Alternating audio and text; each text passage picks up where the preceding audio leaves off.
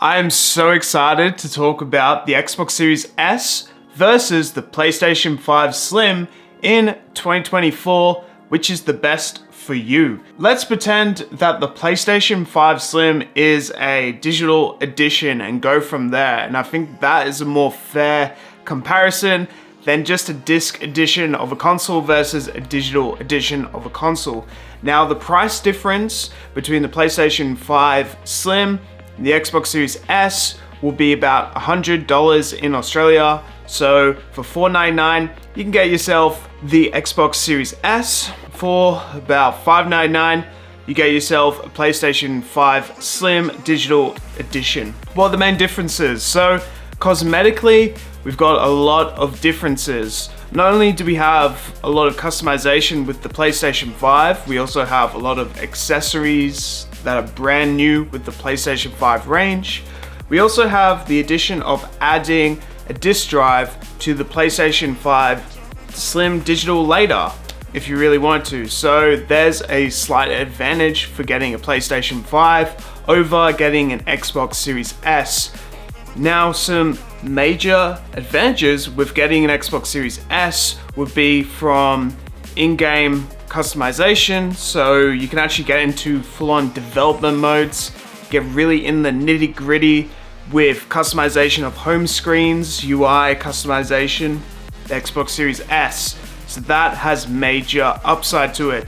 Backwards compatibility, you're gonna have a lot more backwards compatible games with the Xbox Series S to digitally download with the library of the Game Pass. Another great advantage is that it's just simply smaller, so you can take it around a lot easier.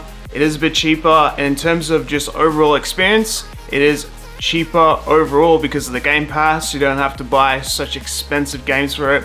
All the exclusives are pretty much free there with the Game Pass subscription, so you don't have to worry about spending a lot more money on your Xbox Series S after you've bought it pretty much. So it's the more cost affordable option, but there are limitations such as resolution, FPS for some games. Some games don't have those limitations, but it's definitely limited to 1440p.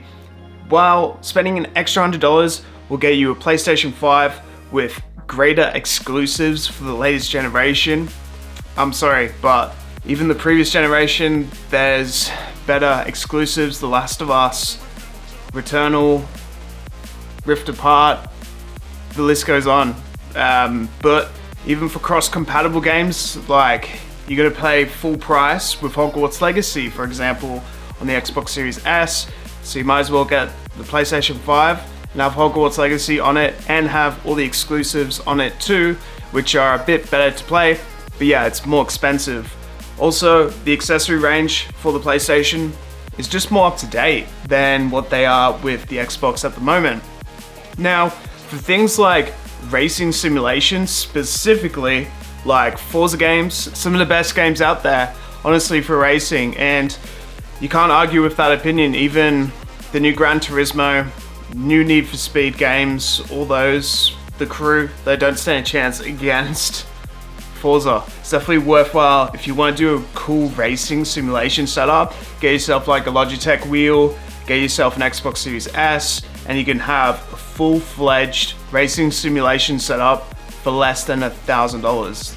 So yeah, I do actually think that the PlayStation, honestly, will give you a better overall experience, but in terms of just a couple of things that the Xbox Series S does better, such as the quick resume feature, that's going to be a bit better. The Game Pass feature will be a little bit cheaper for you as a player. Other things such as a better accessory range, better overall customization with the features of the PlayStation 5, stuff like that. Just having more USB inputs as well, as simple as that, as well with the PlayStation 5. Having great exclusives such as Spider-Man 2 as well, for example, or Returnal's a great exclusive. God of War, fantastic exclusive. The Last of Us, you know, the list will keep going on forever. Ghost of Tsushima, there's another one. So there's a lot of huge games there, but I've definitely played a lot more Xbox this year because of games like Red Dead Redemption 2 being pretty cheap on the Xbox. There's games like The Witcher 3, which I've found on the Xbox as well, which has been great. So there's a lot of great features with the Xbox Series S, which is just more cost affordable and a great console to get overall because of that.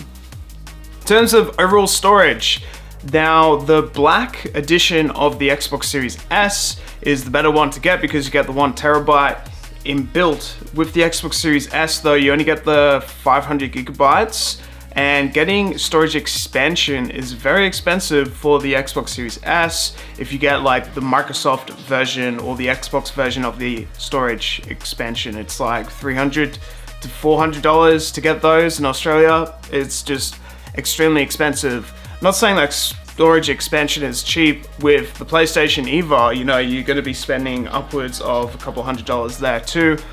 But I think there's just better options for storage expansion with the PlayStation over the Xbox Series S. So you're going to be juggling around a lot of games, so it's probably better to get the 1 terabyte version of the Xbox Series S, especially with a lot of games. Like there's 100 gigabyte games for just Starfield, for just the new Call of Duty, stuff like that. You know, you're going to be having a lot of gigabytes, like over 100 gigabytes per game. So you know, you're only going to be able to store 4 to 5 games on your Xbox Series S if you're going to be playing these games on it. So yeah, you probably want to go for the PlayStation because there's a bit more storage inbuilt for that reason. Also, another thing with the Xbox Series S is the backgrounds. There are like animated backgrounds and stuff that I actually really enjoy with the UI homepage, but in terms of just the user experience, still PlayStation wins it because the DualSense controller has full-fledged capable options such as the motion tracking. You got multiple inbuilt microphones, everything with the DualSense controller.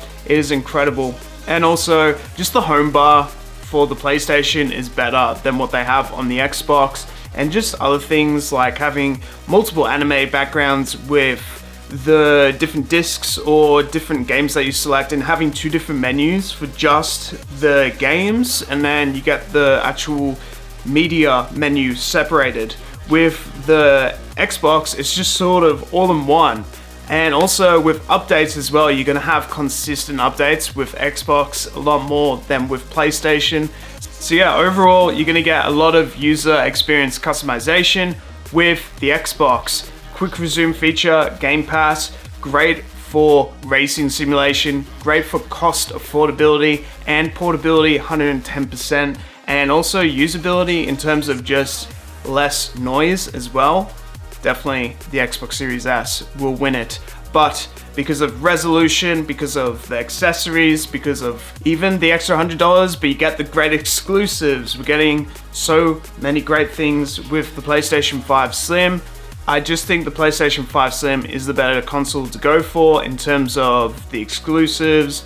The PlayStation Plus definitely keeps up with the Game Pass in terms of some of its catalog, but it's not as in-depth as the Game Pass. The Game Pass has definitely let us down for the last couple of months with its game releases. It hasn't been as good, but there are some good day one releases of games, like Atomic Heart, for example, was on the Game Pass. I gave it a go and I actually found it was actually a really good game because of Xbox. So, you know, we're not going to discount Xbox in any way, shape or form. Both are great consoles, but for me, like, I just think the PlayStation 5 Slim is winning it because you get the extra option as well. If you want to add a disc to it later, you can always do that too. So there you go. There's my honest opinion on both consoles. Thank you so much for watching and have yourselves a beautiful day.